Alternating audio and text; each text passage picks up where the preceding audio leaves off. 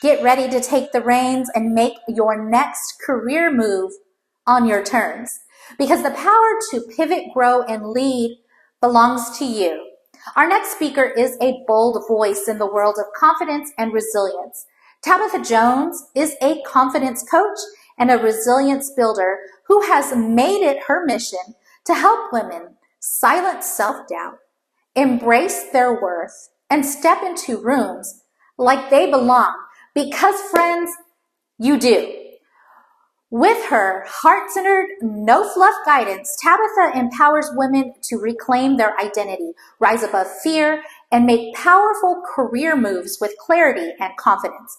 Whether you're climbing the ladder, switching lanes, or creating your own seat at the table, she's here to help you own what's next and do it your way.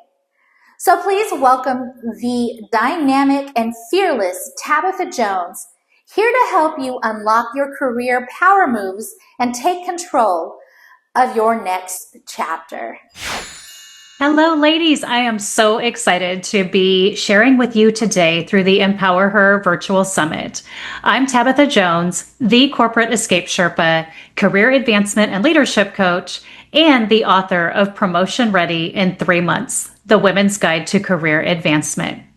Today, we're going to go into some quick strategies that will help you really take control of what's next when it comes to your career. We're going to be talking about midlife career power moves. Take control of what's next. Let's jump in. All right, ladies, we're going to talk about midlife career power moves.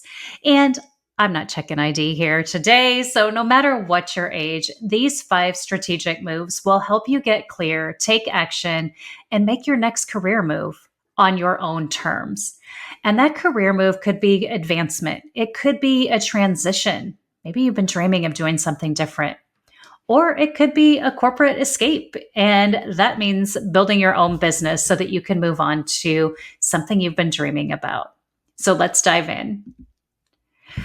The very first strategy is setting smart career goals. Ladies, you set goals for your team, you set goals maybe for your family, but do you ever set smart career goals? This is really important in helping you achieve those big dreams. Now, SMART, just as a refresher, it is specific, measurable, achievable, relevant, and time-bound. So specific, of course, defining exactly what you want. Is it a promotion? Is it a career change? Do you want to own your own business? Is it measurable? How will you track that progress? Include numbers and details. Is it achievable? Will you be able to stretch yourself, but also stay realistic? We want to break those big goals into smaller steps so that they don't become so overwhelming, they just end up on the back burner again and again and again. You want your goals to be relevant, so making sure that it aligns with your values and your long-term vision. And making sure that it's time-bound is critical. Setting a deadline. A goal without a time frame is really just a dream, right? That's how we sit in positions for so long, or we sit in a job for so long and never take action. It's because we never really set that deadline. And I know that you don't always have control over the deadline. You may not know when the job's going to post or become available. You may not know when you want to leave corporate and lean into your own business full time. That's okay. Circle a date on the calendar so you have something to march toward so that you'll be prepared when that day gets here. So that is strategy number 1. Strategy number 2 comes down to calendar management. You've got to manage your calendar like a boss. I talk a lot about how men are really good at making time for themselves on their calendars. Women overlook it. We get on the hamster wheel. We're so busy doing everything for everyone, every time, that we forget that we need to be the managers of our own calendars, which means blocking time for your priorities. That could be 30 or 60 minutes a day to work on advancement activities that get you closer to your goal. And you need to treat these blocks as though they're non-negotiable meetings. I get it. You're busy. You're in a corporate life. I know. I was there. I was you. Sometimes you'll have to give a little bit. But don't forget to take when you have that opportunity and block your calendar as much as possible so that you're making yourself a priority. Block time for visibility. A lot of you may find yourselves working really hard behind the scenes, supporting everyone in the trenches with your team, but not taking that time to pop your head up and make sure that people know what you're truly capable of. It's a fine balance, right? We're a team. You're a great leader. You want to take care of your people. You want to highlight them.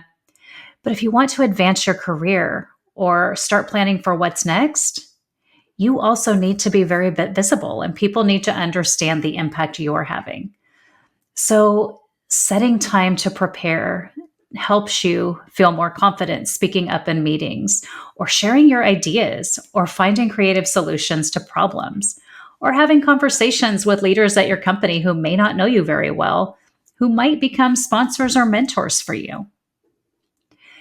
Schedule time for learning activities. I know I say weekly. I know the reality is you don't have time every week, but sometimes just listening to a quick podcast or reading a quick article, an industry news article, or something that just helps you grow and get closer to your goal is something that's just quick and easy, but you want to make sure you're banking in time for learning. Now, I'm going to caveat that by saying you don't need another degree. You don't need another certificate. You don't need the alphabet soup behind your name. I'm saying intentionally spend time working on the skills that will support you in your goal. This may be based on feedback. This may be based on an area of opportunity that you're aware of. This may be based on something that you're working to get better at. Block time for yourself to focus on learning and growing. And then connection time. Make sure you're scheduling time for networking conversations, coffee breaks, attending industry events. Those relationships are literally your career currency. And I won't tell you how many times I've shown up at a networking event and most of the women were missing because my boss scheduled a meeting. Well, guess what? Everyone's boss schedules a meeting, but it's okay for you to say, I have a conflict at that time. Is it possible to reschedule or may I send a delegate? Own your power and be assertive in protecting that time. People need to know your name and they need to know what you can do. And when you manage your calendar like a boss, this will all fall into place. Strategy 3 is owning your unique value. I'm looking at you right now, and I'm going to ask you to tell me, what is your unique value? Basically, what makes you stand out from your competition? I know that I can answer that question, but it took a lot of practice. So my recommendation for you is to get really clear on that value. You should identify your impact. Have a list of projects where you delivered exceptional results or received exceptional feedback. Quantify your value. So adding numbers wherever you can makes those achievements even stronger. Think about dollars, percents, employee impact, those types of things, and that will help you further elevate and quantify your value. Look for patterns. If you're not really sure what you're good at, or maybe you're multi-talented, you're good at a lot of things, but you want to bring it in a bit so that you can tell your story really well, look for areas of recurring strengths across the different roles and projects that you've worked in. And then craft your story. I know as soon as I say these words, you should have an elevator pitch. Half of you are rolling your eyes, and that's okay. Think of it as your story.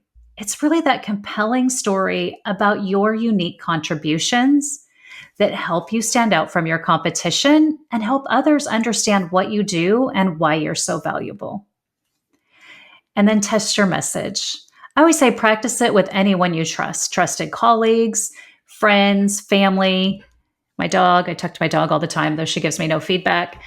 But share it with those trusted people so that you can get feedback and make refinements, but also so you can build confidence. Because no matter what you do in this journey, confidence is critical to your success.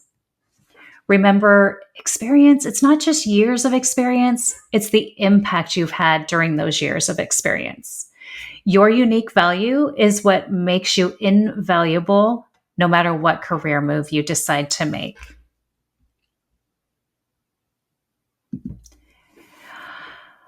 Our fourth strategy is get visible and leverage relationships. I know I touched on this a little bit in the calendar space, but this is a whole strategy in itself. You've got to be visible. I know during the pandemic, when a lot of people went to remote working who weren't used to it, they stayed kind of behind the scenes, no cameras, no real great conversations, no proactive outreach. We're past that. And whether you work in a remote role, a hybrid role, or you're in the office, finding opportunities to get visible and truly leverage relationships will set you up for success in anything you do. So, getting strategic with your visibility, finding opportunities to share your insights in meetings, volunteering for cross functional projects, speaking at industry events. You also should make connections with mentors, seeking guidance from people who've walked in your path. Mentors are usually people who are 1 to 2 steps ahead of you, whether it's in their career, whether it's building their business. But those insights can save you years of time where you're just trying to figure it out on yourself. Don't be afraid to connect with mentors and ask them to mentor you. You also need to find sponsor relationships. These are the advocates who will champion for you when you're not in the room.